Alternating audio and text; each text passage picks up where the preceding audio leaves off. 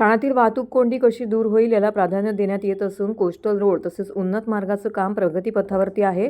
त्यामुळे लवकरच ठाणेकरांना वाहतूक कोंडी मुक्त प्रवास करायचा अनुभव येईल, असं प्रतिपादन राज्याचे उपमुख्यमंत्री एकनाथ शिंदे यांनी केले। प्रजासत्ताक दिनी रस्ता सुरक्षा अभियानाच्या कार्निवलचं उद्घाटन उपमुख्यमंत्री शिंदे यांच्या हस्ते झाले।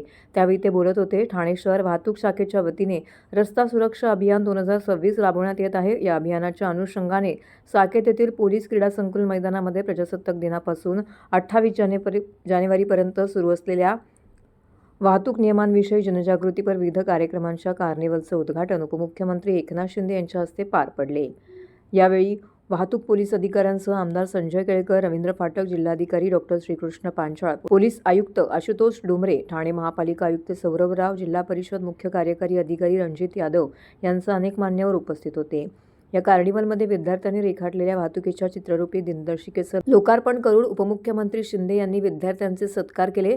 दरवर्षी रस्ता सुरक्षा अभियान राबवण्यात येते, त्याप्रमाणे प्रत्येकाने वाहतुकीच्या नियमांचे पालन करणं आवश्यक आहे। वाहतूक नियमांची जनजागृती लहानांपासून केली जात आहे, याचा अभिमान वाटत असल्याचे गौरवोद्गार शिंदे यांनी केले। तर कार्निवलच्या प्रदर्शनामध्ये मांडलेल्या ई-दुचाकी, ई-मोटारी चालवण्याची अनुभूती देखील त्यांनी घेतली। वेळी उपस्थितांना संबोधित करताना शिंदे यांनी वाहन चालकांसह पदाधिकाऱ्यांच्या सुरक्षेसाठी रस्ता सुरक्षा ही जीवन सुरक्षा हे अधोरेखित करताना शहरातील रस्त्यांबरोबरच पदपथ राखण्यासाठी विशेष मोहीम हाती घेण्याचे निर्देश दिले आहेत।